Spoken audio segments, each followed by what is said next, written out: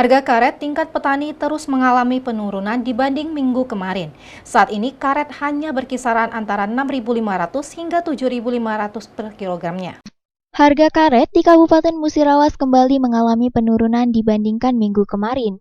Pada hari ini, tepatnya 30 Mei 2023, harga karet berkisar antara 6.500 hingga 7.500 rupiah per kilogramnya. Harga tersebut terbilang rendah jika dibandingkan dengan harga kebutuhan pokok.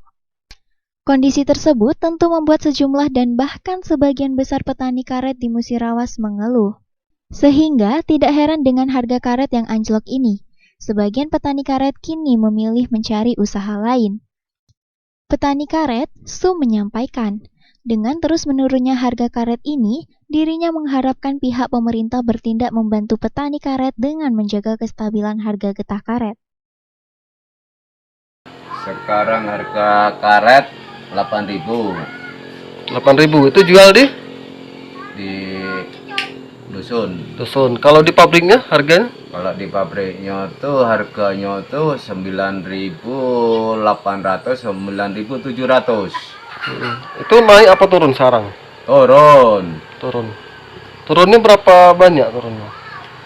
Kalau turun tuh 1.000 lebih kalau dibanding di pabrik sama dusun.